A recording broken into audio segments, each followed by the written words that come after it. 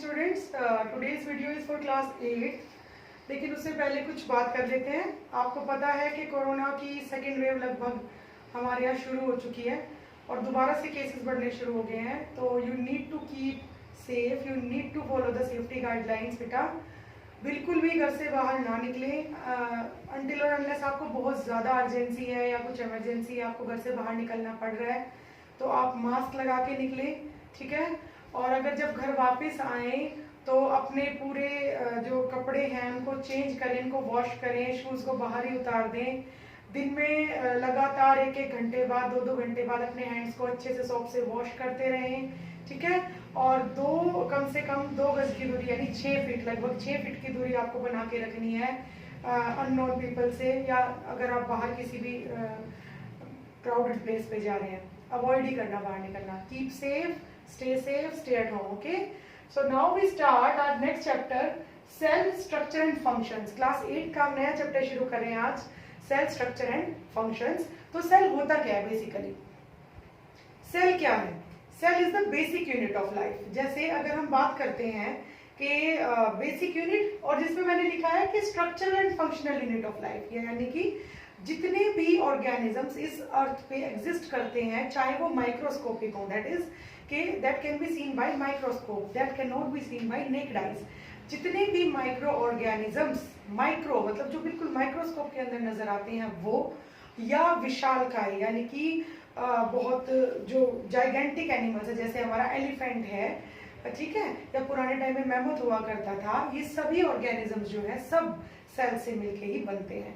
तो जो सेल होता है that is the basic unit of life, यानी कि हर एक ऑर्गेनिजम्स, ये जो जीवन है, धरती पे जो जीवन है वो सेल से ही शुरुआत उसकी हुई थी। तो इसलिए सेल को हम बिल्डिंग ब्लॉक्स ऑफ लाइफ भी कह देते हैं। बिल्डिंग ब्लॉक्स का क्या मतलब होता है? जैसे अगर हम एक वॉल की बात करें, जो हम वॉल बनाते हैं, घरों में दीवार बनी होती है, वो किसकी बनी होती है? ब्रिक्स की बनी होती है। तो ये जो ब्रिक्स है ये क्या है? बिल्डिंग ब्लॉक्स है किसके? हमारी वॉल की। तो इसी तरीके से जो सेल है that is the building block of life, वो हमारी लाइफ का बिल्डिंग ब्लॉक है। यानी कि जो लाइफ एग्जिस्ट कर रही है अर्थ पे किसी भी फॉर्म में, वो किससे शुरुआत हुई है? उसकी सेल से ही शुरुआत हुई है। तो यानी कि सेल इज द स्ट्रक्चरल, यानी जो हम पूरा एक ह्यूमन बीइंग, आप हो, मैं हूँ, हम खड़े हैं, एक जो पूरा ह्यूमन बीइंग है वो किससे बना हुआ है? वो सारा का सारा सेल से मिलके बना हुआ है। ये जो हमारी स्किन है it is also made of cells, हमारे हेयर है, हमारी टंग है, एवरीथिंग। और जो मैं बोल रही हूँ, मेरा माइंड लगातार वर्क कर रहा है, मेरा माइंड मेरे को सिग्नल्स भेज रहा है, मेरी मेमोरी है, मेरी नॉलेज है, ये सब जो है, और ये कन्वर्ट होके वॉइस के रूप में आप तक पहुंच रहा है, ये सब कुछ सेल्स के कारण ही पॉसिबल है। हमारी पूरी बॉडी, हमारा पूरा स्ट्रक्चर, पूरी लाइफ जितनी है अर्थ पे, प्लांट्स, एनिमल्स, माइक्रो ऑर्गेनिज्म, सभी सेल से मिलके बनते हैं। So cell is the structural and functional unit of life. इसकी डिस्कवरी की थी रॉबर्ट हुक ने 1665 में। एक्सीडेंटली इनके पास एक कॉर्क, समझते हैं कॉर्क होता है जो कई बार जो कांच की बॉटल्स होती है उनमें लगा होता है कॉर्क, ठीक है, लकड़ी जैसा होता है इस तरीके का। उन्होंने क्या किया, कॉर्क के एक सेक्शन को, क्रॉस सेक्शन होता है इस तरीके से काटना, हॉरिजॉन्टल काट के उन्होंने माइक्रोस्कोप के अंदर उसको ऑब्जर्व किया तो उन्होंने सेल्स का स्ट्रक्चर उसके अंदर पाया। यानी कि एक पतली सी जो उन्होंने एक, हम आपने देखा होगा ना लैब के अंदर ऐसी स्लाइड्स होती है कांच की, उसके ऊपर बिल्कुल देखो, मैंने आपको दिखाया भी था, अनियन पील सेल्स मैंने आपको दिखाए थे। तो अनियन पील के जो सेल्स थे वो हमें वैसे नजर नहीं आ रहे थे, माइक्रोस्कोप के अंदर नजर आ रहे थे। कैसे नजर आ रहे थे? इस तरीके से नजर आ रहे थे ना, अनियन पील सेल्स, ठीक है। तो ये हमारे अनियन पील सेल्स थे जिनको हमने स्टेन करके देखा था, ठीक है।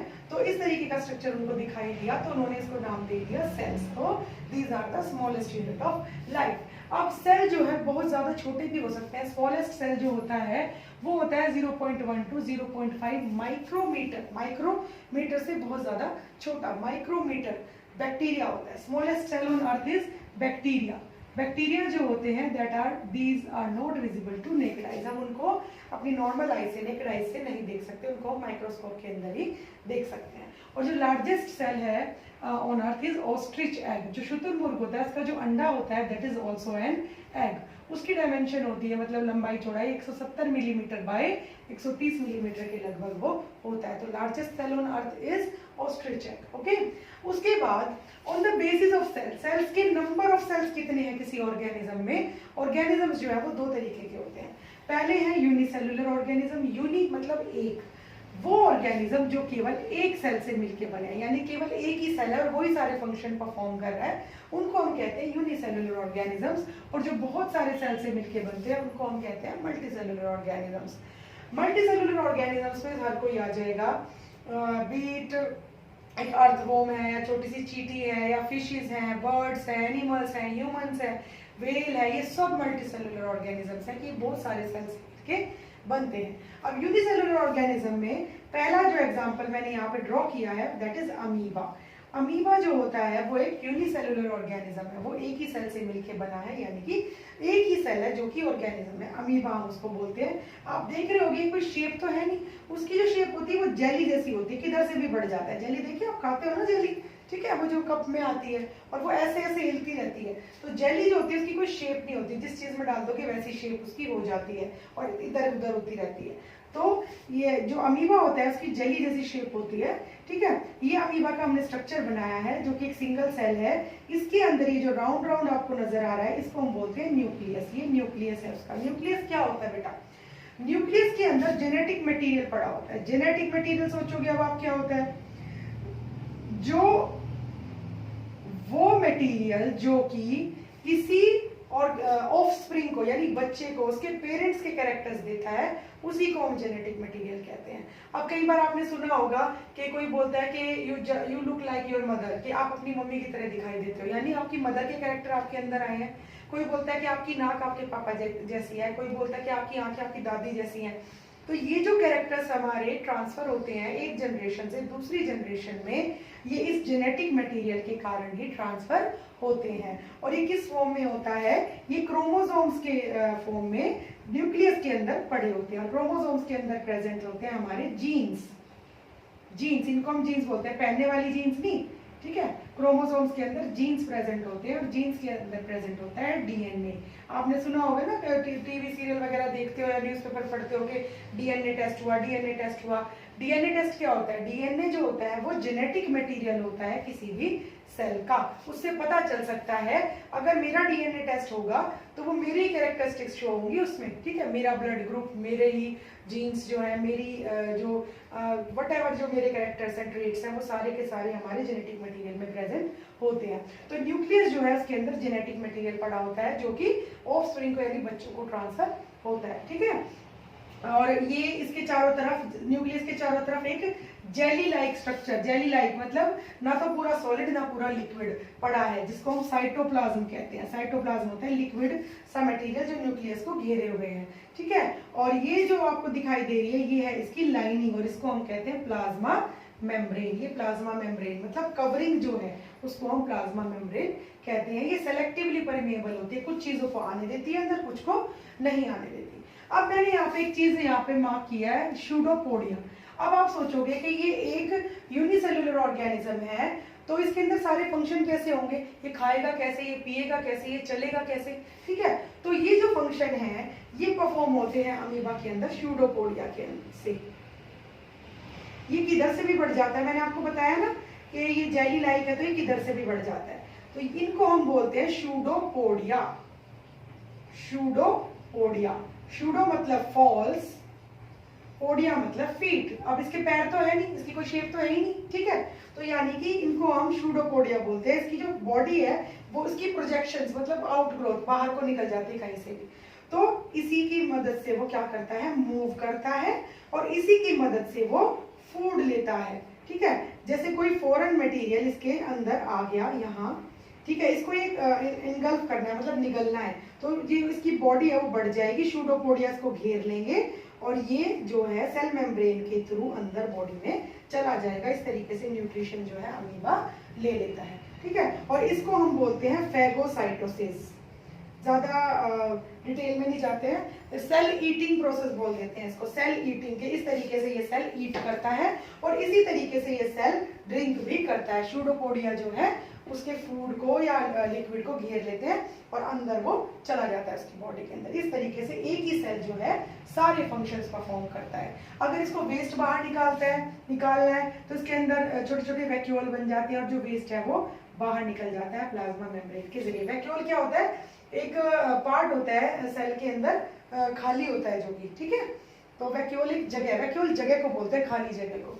तो वो खाली जगह में वेस्ट ले आता है और मेम्ब्रेन से सेल मेम्ब्रेन जो इसकी प्लाज्मा मेम्ब्रेन है, इसकी कवरिंग है, उससे बाहर हो जाता है। इस तरीके से यूनिसेलुलर ऑर्गेनिज्म के अंदर सारा फंक्शन जो है परफॉर्म होता है, एक ही सेल सारे फंक्शन परफॉर्म कर देता है। इसका एक दूसरा एग्जाम्पल भी है यूनिसेलुलर ऑर्गेनिज्म का, वो है पैरामीशियम। पैरामीशियम जो होता है उसकी बॉडी एक स्लीपर की तरह नजर आती है। स्लीपर होता है चप्पल, इस तरीके की बॉडी जो होती है वो पैरामीशियम की होती है, ठीक है। और इसकी बॉडी पे ये छोटे छोटे हेयर लाइक स्ट्रक्चर होते हैं, हेयर लाइक स्ट्रक्चर, इनको हम बोलते हैं सीलिया। सीलिया हेयर लाइक छोटे छोटे बालों की तरह होते हैं ये, और ये इसको किस में हेल्प करते हैं, मूवमेंट में हेल्प करते हैं। ये भी एक यूनिसेलुलर ऑर्गेनिज्म है। इसके अंदर भी इसी तरीके से साइटोप्लाज्म पड़ा होता है, न्यूक्लियस होता है, ठीक है, और वैक्यूल प्रेजेंट होते हैं। और इसी तरीके से एक ये सिंगल सेल्ड ऑर्गेनिज्म है, इसको हम पैरामीशियम कहते हैं, और मूवमेंट इसमें होती है सीलिया के जरिए। तो ये तो है हमारे यूनिसेलुलर ऑर्गेनिज्म। अब हम बात करते हैं मल्टीसेलुलर ऑर्गेनिजम्स की, ओके। अब मल्टीसेलुलर ऑर्गेनिज्म कौन से हैं, यानी कि जो बहुत सारे सेल्स से मिलकर बनते हैं, उनको हम मल्टीसेलुलर ऑर्गेनिजम्स कहते हैं। सबसे नीचे अब देखो, मल्टीसेलुलर यानी बहुत सारे सेल से मिलके बनेगा, लेकिन कैसे बनेगा, ऐसे बनेगा। सबसे नीचे basic unit of life cell आएगी, बहुत सारे सेल्स मिलके बनाते हैं टिश्यू, ठीक है, ओके। एक ही तरीके के सेल्स मिलके बनाते हैं टिश्यू। टिश्यू जो है अलग अलग तरीके के टिश्यू मिलके बनाते हैं ऑर्गन, बहुत सारे ऑर्गन मिलके बनाते हैं ऑर्गन सिस्टम, और बहुत सारे ऑर्गन सिस्टम मिलके बनाते हैं organism.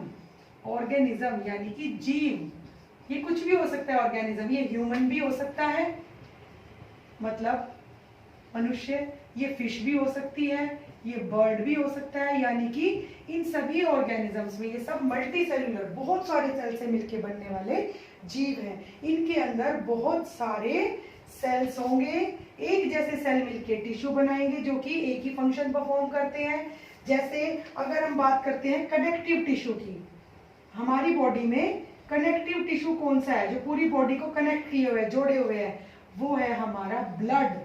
Liquid connective tissue, liquid तरल है, क्यों, क्योंकि जितना भी खाना हमारी बॉडी में डाइजेस्ट होता है वो सारा का सारा ब्लड के जरिए हमारे सेल्स तक पहुंचता है। ऑक्सीजन जो हम रेस्पिरेटरी सिस्टम से लेते हैं वो सारी ब्लड के जरिए हर एक सेल तक पहुंचती है। तो लिक्विड कनेक्टिव टिश्यू हमारा क्या है, ब्लड है, ठीक है। अब टिश्यू मिलके क्या बना रहे हैं, ऑर्गन बना रहे हैं। अब ऑर्गन अलग अलग होते हैं, जैसे हमारी बॉडी के अंदर अलग अलग अंग है, हमारी बॉडी के अंदर हार्ट है, लीवर है, स्टमक है, ठीक है। तो ये अलग अलग ऑर्गन्स हैं, और बहुत सारे ऑर्गन मिलके एक साथ एक ऑर्गन सिस्टम बनाते हैं। अब ऑर्गन सिस्टम में क्या क्या आ जाएगा, हमने रेस्पिरेटरी सिस्टम पढ़ा है बेटा, रेस्पिरेटरी सिस्टम।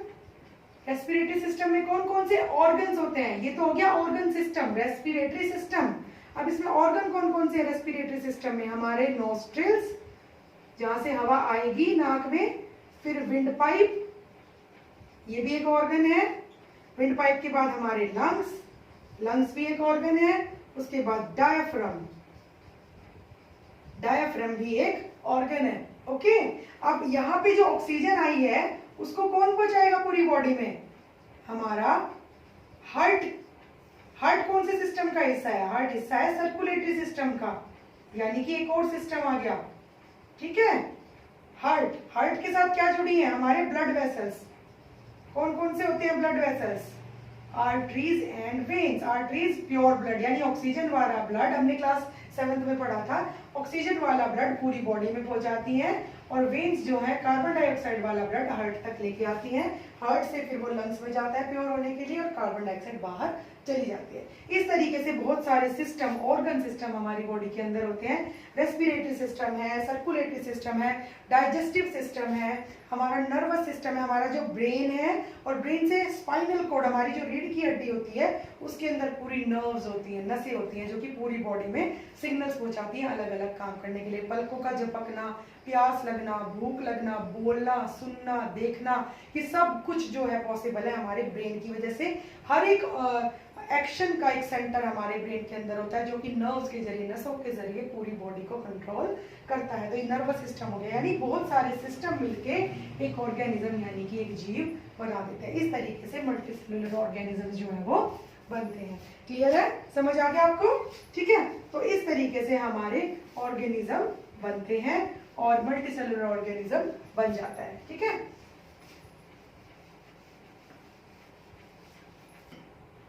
नाउ अब हमने यूनिसेलुलर और मल्टीसेलुलर ऑर्गेनिजम्स पढ़ लिए बेटा। अगली क्लास में हम प्लांट सेल्स और एनिमल सेल और सेल के अलग अलग पार्ट्स और उसके स्ट्रक्चर के बारे में डिटेल में पढ़ेंगे। अभी फिलहाल मैं आपसे इस सेशन को ऐसे खत्म नहीं करूंगी, मैं आपके लिए क्वेश्चंस छोड़ रही हूँ जो आपको कमेंट बॉक्स में जिनके आंसर्स मुझे आप दोगे।